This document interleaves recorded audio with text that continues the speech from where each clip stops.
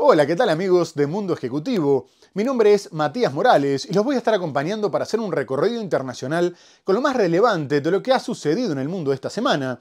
Y en esta oportunidad vamos a estar hablando de las negociaciones entre Israel y Hamás para la segunda fase del alto al fuego y la intención de Donald Trump de quedarse con la Franja de Gaza, de los aranceles anunciados por Estados Unidos y su posterior suspensión, de la gira por América Latina del secretario de Estado norteamericano Marco Rubio y mucho más. Así que ya mismo nos ponemos en marcha con el programa. Acompáñennos. Israel llevó a cabo el domingo una gran operación militar en el norte de Cisjordania ocupada. Donald Trump hizo un anuncio sorprendente el martes al afirmar que Estados Unidos tomará el control de la Franja de Gaza. En Alemania, el Bundestag rechaza el proyecto de ley para restringir la inmigración propuesto por Friedrich Merz. El miércoles, un avión comercial con 64 personas a bordo chocó con un helicóptero del ejército. En su red social X calificó a USAID de nido de víboras de marxistas de izquierda radical que odian a Estados Unidos. Tregua en la guerra arancelaria entre Estados Unidos y México. Advirtió el domingo que su país tomará medidas si continúa la influencia china en el Canal de Panamá. Nayib Bukele ofreció recluir en la megacárcel de su país a peligrosos criminales estadounidenses. Nicolás Maduro informó el viernes de la liberación de 6 presos estadounidenses. Y vamos a comenzar el programa hablando del conflicto en Medio Oriente. Mientras se cumplen los acuerdos de alto al fuego en Gaza y el Líbano, Israel continúa llevando a cabo una operación militar en Cisjordania, asegurando que está eliminando a decenas de terroristas. No obstante, los ataques aéreos y terrestres ya dejaron más de medio centenar de muertos, la mayoría civiles, y se publicaron imágenes en las que se ve cómo Israel hacía explotar decenas de viviendas en el campo de refugiados de Jenin, sosteniendo que eran utilizadas por los terroristas. Israel comenzó la operación Muro de Hierro el 21 de enero, solo 2 días después de que comenzara la tregua en Gaza, y apunta sobre todo contra el norte de la región. A su vez, el gobernador de Tulkarem, Abdullah Kamil, comunicó que alrededor de 9.000 personas se habían visto obligadas a huir del campo de refugiados que lleva el mismo nombre, por lo que estaban repartiendo comida y medicinas y se habían habilitado refugios para acogerlos.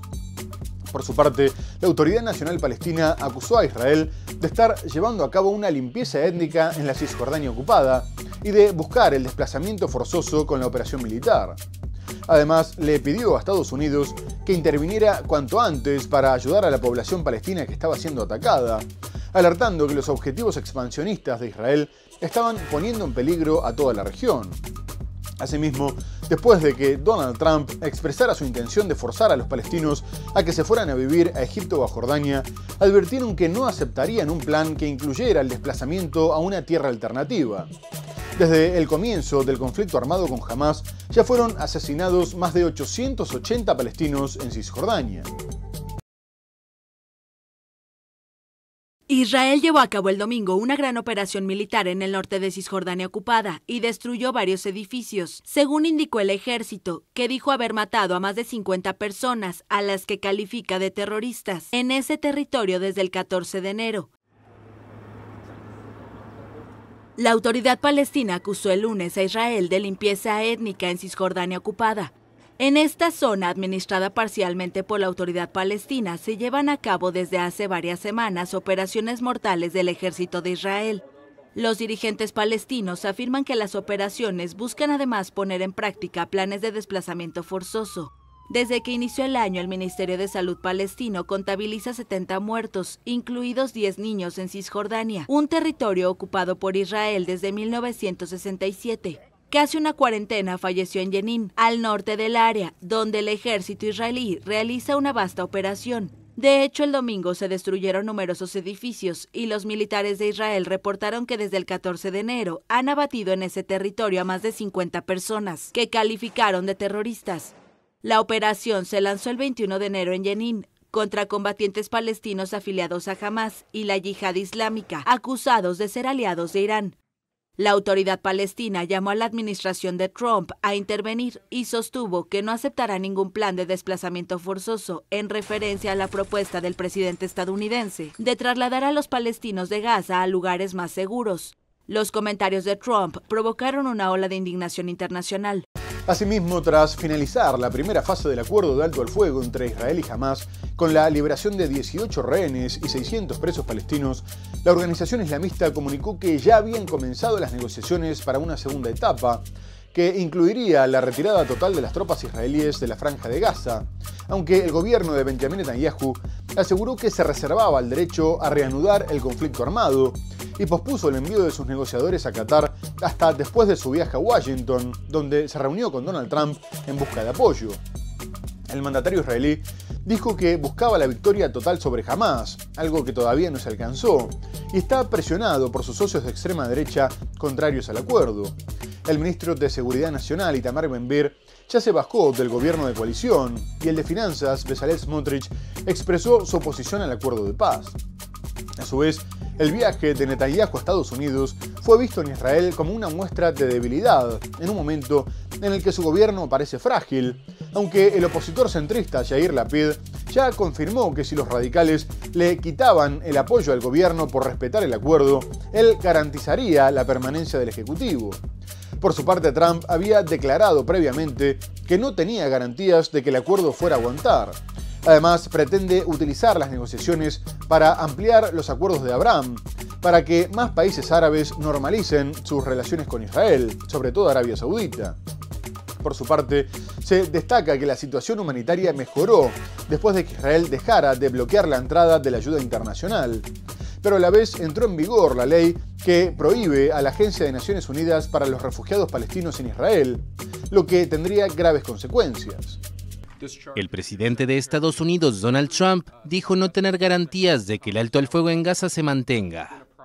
Las declaraciones del mandatario republicano se produjeron un día antes de reunirse con el primer ministro de Israel, Benjamin Netanyahu. No tengo garantías de que se mantenga. Quiero decir, he visto gente brutalizada. Nadie ha visto nunca nada igual. No tengo garantías de que la paz se vaya a mantener. Netanyahu se encontraba el lunes en Washington para abordar la segunda fase del alto al fuego en Gaza. Dos responsables de Hamás dijeron bajo condición de anonimato a la AFP que el movimiento está listo para iniciar las negociaciones sobre esa nueva etapa. Entre tanto, el jueves entró en vigor una ley aprobada el año pasado por el Parlamento de Israel que prohíbe operar en territorio israelí a la Agencia de la ONU para los Refugiados Palestinos, la UNRWA.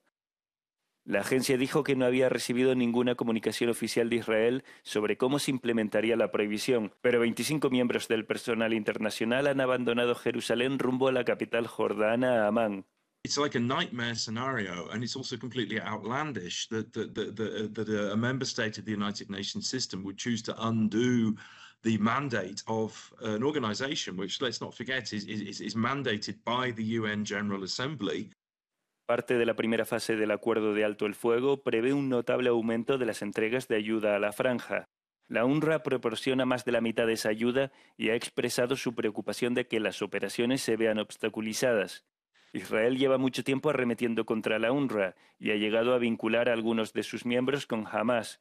Pero Trump no se limitó a manifestar su apoyo a Netanyahu, prometiendo armas a Israel y ayuda humanitaria a los palestinos, como hacía el gobierno de Joe Biden, sino que generó una gran polémica al proponer que Estados Unidos controlara la Franja de Gaza, haciendo del enclave con salida al Mediterráneo la costa azul, la Riviera de Medio Oriente. El republicano dijo que Estados Unidos se haría cargo de limpiar el territorio de minas y de escombros, construiría edificios de clase mundial y crearía miles de puestos de trabajo, agregando que podría convertirse en el hogar de los pueblos del mundo y que sería algo de lo que toda la región estaría orgullosa. Además, reiteró su intención de que los palestinos fueran desplazados de forma permanente. Poco más tarde, la extrema derecha de Israel le dio gracias a Dios por el milagro de Trump y pidieron comenzar con el plan lo antes posible, porque era el único camino. No obstante, las declaraciones del presidente norteamericano cayeron muy mal en el resto de la región. Hamás dijo que eran ridículas y absurdas y que el plan era una receta para crear un caos que incendiaría la región, recordando que lo único que querían era que los dejaran de ocupar y de agredir. La Autoridad Nacional Palestina pidió respetar la voluntad de los palestinos, que claramente preferían quedarse en su tierra, y Egipto y Jordania dijeron que no iban a colaborar con una limpieza étnica, al tiempo que Arabia Saudita advirtió que no normalizaría las relaciones con Israel sin la creación de un Estado palestino. Por otra parte, organizaciones como Amnistía Internacional o Voz Judía por la Acción por la Paz denunciaron que era un crimen contra la humanidad y que equivalía a destruir a los palestinos como pueblo. El presidente Donald Trump hizo un anuncio sorprendente el martes al afirmar que Estados Unidos tomará el control de la Franja de Gaza, una propuesta que podría cambiar la historia, según el primer ministro israelí Benjamin Netanyahu, que lo visitó en la Casa Blanca. El republicano dijo que su país será responsable de desmantelar todas las peligrosas bombas sin explotar y otras armas que hay en Gaza y que va a nivelar el lugar y deshacerse de los edificios destruidos para desarrollar económicamente el territorio, algo que, según él, aportará una gran estabilidad a esa parte de Medio Oriente. No ha sido una decisión tomada a la ligera. A todo el mundo con el que he hablado le encanta la idea de que Estados Unidos sea propietario de ese pedazo de tierra, que se desarrolle y cree miles de puestos de trabajo con algo que será magnífico. Trump no especificó cómo piensa tomarse la Franja de Gaza. Se limitó a decir que es un proyecto a largo plazo y aseguró que le gustaría convertir el territorio en la costa azul de Medio Oriente. El republicano volvió a pedir a los palestinos que abandonen el territorio asolado por la guerra y se vayan a vivir a países como Egipto y Jordania, a pesar de la oposición de estos últimos y de los propios palestinos. Netanyahu dijo que valía la pena prestarle atención al plan de Trump, a quien calificó como el mejor amigo que Israel haya tenido nunca. Él tiene una idea diferente y creo que vale la pena prestar atención a esto. Estamos hablando de ello, lo está explorando con su gente, con su personal. Creo que es algo que podría cambiar la historia y merece la pena seguir esta vía. El enviado palestino ante la ONU recalcó que los dirigentes mundiales deben respetar la voluntad de los palestinos de regresar a sus hogares en Gaza. Y ahora quisiera pasar a hablar de la guerra en Ucrania, que continúa llevando a cabo atentados en territorio ruso, y esta vez hizo explotar un departamento al noroeste de Moscú, matando al líder de un batallón paramilitar ruso que combatía en Ucrania. Armen Sargsyan había creado el batallón Arbat, constituido principalmente por armenios que formaron parte de Wagner, y que posteriormente fue integrado a las Fuerzas Armadas de Rusia. Kiev lo había puesto en búsqueda de captura por ayudar a los prorrusos tras desatarse el conflicto civil en el 2014 y tomar una comisaría en la ciudad de Gorlovka. Sargsyan perdió una pierna en la explosión y terminó falleciendo en el hospital a causa de las heridas, mientras que su guardaespaldas también perdió la vida y otras 3 personas resultaron heridas. Asimismo, si bien se da por hecho la autoría de Ucrania, Moscú afirmó que si se terminara demostrando que está detrás del ataque, el caso sería tratado como un acto terrorista. Este sería el segundo atentado ucraniano en los últimos 30 días, después de que hiciera explotar un scooter para matar al jefe de las Fuerzas de Defensa Biológica y Química. Asimismo, Donald Trump comunicó que ya habían comenzado serias conversaciones con Rusia para poner fin a la guerra y que pronto podría haber avances significativos, mientras que Putin dijo que Trump restablecería el orden mundial con rapidez y que con su carácter y tenacidad sometería a los europeos, que se pondrían al lado del amo moviendo la cola cariñosamente. No obstante, más allá de las conversaciones de paz, Trump le exigió a Ucrania sus tierras raras a cambio de su ayuda, afirmando que necesitaban una garantía. Un separatista ucraniano, a quien Kiev acusa de haber ayudado a Rusia en su ofensiva de 2022, murió por una explosión ocurrida en un lujoso complejo residencial de Moscú. El Ministerio Ruso del Interior había comunicado un balance de un muerto y 4 heridos, incluido el separatista Armen Sarkisyan, según agencias rusas. Las agencias estatales RIA Novosti y TASS, citando fuentes anónimas, afirmaron que se trata de Sarkisyan, fundador de un batallón que combate contra el ejército ucraniano. El otro fallecido sería, según TASS, el guardaespaldas de Armen Sarkisyan. De momento, no están claras las circunstancias de la explosión, ni tampoco se conoce la identidad de los autores. El edil de la localidad de Gorlivka afirmó que Sarkisyan creó y dirigió el batallón Arbat que combate al ejército ucraniano.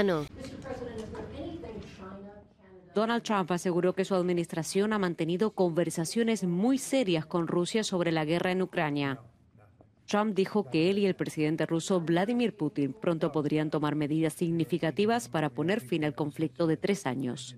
No dijo quién de su administración ha estado en contacto con Moscú, pero insistió en que las dos partes ya estaban hablando. Desde que volvió a la Casa Blanca, ha criticado al presidente ucraniano Volodymyr Zelensky, diciendo que debería haber llegado a un acuerdo con Putin para evitar el conflicto. También criticó a la administración de Biden por gastar miles de millones de dinero de los contribuyentes estadounidenses en ayuda militar y económica a Kiev. Ucrania depende actualmente de Estados Unidos para alrededor del 40% de sus necesidades militares y desde febrero de 2022 Washington ha enviado a Kiev más de 62.000 millones de euros. Por otra parte, en Alemania aumentó la preocupación con respecto al avance de la extrema derecha, representada por Alternativa para Alemania, que no solo se encuentra en la segunda posición en intención de voto de cara a las elecciones de finales de mes, sino que se está viendo cómo se resquebraja el cordón sanitario de los radicales, vigente desde la Segunda Guerra Mundial, ya que el líder derechista del CDU, Friedrich Merz, favorito para quedarse con el Ejecutivo, impulsó una reforma migratoria de línea dura con el apoyo de la extrema derecha, y si bien posteriormente fracasó en el Bundestag, quedándose corto por 11 votos, fue la primera vez que ambas formaciones se unieron. Y en el debate, más que abordarse la ley migratoria, se trató la unión de las derechas, con una lluvia de críticas contra Merz, a pesar de que sigue asegurando que rechazaría una eventual alianza con Alternativa para Alemania para formar gobierno. E incluso la ex canciller Angela Merkel, que desde que se retiró no suele opinar de asuntos políticos, se unió a las críticas contra Merz, que tras la polémica y el fracaso podría llegar debilitado a las elecciones, sobre todo por la dificultad de conformar alianzas con partidos como los Verdes o los Socialdemócratas, que ahora lo rechazan públicamente, destacando que si bien la ley no salió adelante, para Alternativa para Alemania ya había sido una gran victoria. Pero el rechazo no solo fue en el Parlamento, sino también en las calles de varias ciudades del país, donde marcharon decenas de miles de personas. Solo en Berlín hubo 160.000 manifestantes exigiendo memoria histórica y que se mantuviera aislada a la extrema derecha. En Alemania, el Bundestag rechaza el proyecto de ley para restringir la inmigración propuesto por Friedrich Merz, con el apoyo de Alternativa para Alemania. Merz, líder del partido de centro-derecha CDU, ha recibido duras críticas por aceptar el apoyo de la ultraderecha. Los socialdemócratas de SPD y los Verdes le han criticado. Weil Sie, Herr Merz, und das ist die Wahrheit, sehenden Auges eine Abstimmung mit der Mehrheit der AfD ermöglicht haben, obwohl viele Sie davor gewarnt haben. Obwohl Sie damit Ihr eigenes Wort gebrochen haben. Und ja, das ist eine Zäsur. Es war ein Fehler, der Folgen hat. En esta protesta, Amnistía Internacional reprocha a Merz no aplicar el cordón sanitario a la extrema derecha. Friedrich Merz es el favorito en los próximos comicios según los sondeos. El canciller Scholz le reprocha de cara a las elecciones que pueda formar un gobierno en coalición con la extrema derecha, algo que Merz ha negado rotundamente. Miles de personas salieron a las calles de varias ciudades alemanas para protestar contra la influencia de la extrema derecha en la política migratoria. Solo en Hamburgo, la policía dijo que 65.000 personas participaron en la manifestación. Desde finales de la Segunda Guerra Mundial, los partidos políticos establecidos en Alemania se abstuvieron de trabajar con partidos extremistas. Por lo tanto, los manifestantes expresaron su ira contra el bloque conservador por romper este tabú al colaborar con la AfD. El plan migratorio de Merz incluye deportaciones en caliente y controles permanentes en las fronteras, lo que es visto como una violación de las convenciones internacionales, de la legislación de la Unión Europea y de la propia Constitución Nacional. Pero Alemania no es la única que está tomando medidas para limitar la inmigración, ya que la italiana Giorgia Meloni continúa su disputa en la justicia para poder enviar a los solicitantes de asilo a Albania. No obstante, su plan fracasó por tercera vez después de que el Tribunal de Apelaciones de Roma haya suspendido la detención de 43 inmigrantes que habían sido rescatados en Lampedusa y trasladados a los centros de detención en el país balcánico, por lo que un barco de la Armada italiana los tuvo que llevar de vuelta a Italia. Los inmigrantes procedían de Egipto, Bangladesh, Costa de Marfil y Gambia, y ahora van a tener que esperar el fallo del Tribunal de Justicia de las Comunidades Europeas, que se espera para el 25 de febrero. Los jueces italianos ya se habían negado a aprobar la expulsión de inmigrantes en octubre y en noviembre, y le pidieron a la justicia europea que aclarara qué países eran considerados seguros para la expulsión de las personas que eran rechazadas.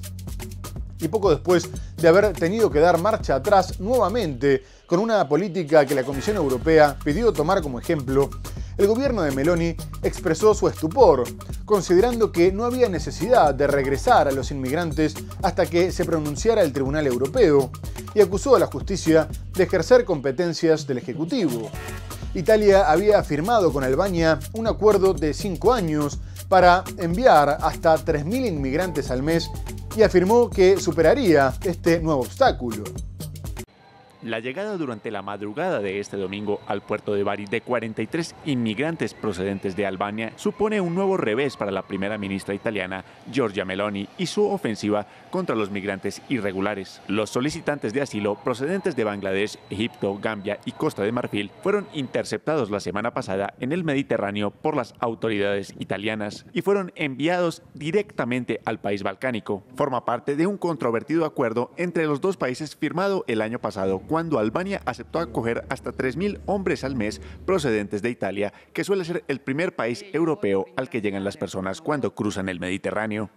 Todo el pueblo albanese. Quiero dar las gracias una vez más al primer ministro Rama y a todo el pueblo albanés por haber ofrecido su ayuda a Italia para llegar a un acuerdo con nosotros. Considero un acuerdo de grande respiro europeo. Se noi abbiamo la possibilità di essere utili all'Italia. Tenemos la oportunidad de ser más útiles a Italia, así que aprovechemos esta oportunidad y hagámoslo de corazón. Allora raccogliamo questa opportunità. Sin embargo, el viernes un tribunal de apelaciones de Roma denegó la aprobación de la petición del gobierno de retener a los hombres en Albania mientras se tramitan sus casos, lo que dio lugar a su traslado a Italia. Este es el tercer intento fallido del gobierno de Meloni de procesar a los migrantes en el país balcánico, después de que los tribunales se opusieran en 2 ocasiones el año pasado. El caso se remitió al Tribunal de Justicia de la Unión Europea, que tiene previsto pronunciarse sobre los 2 casos anteriores el 25 de febrero. Muy bien amigos, tenemos que hacer una breve pausa comercial y enseguida regresamos para hablar de los aranceles anunciados por Estados Unidos y su posterior suspensión, de la gira del secretario de Estado norteamericano Marco Rubio por América Latina y mucho más. No se vayan, ya volvemos.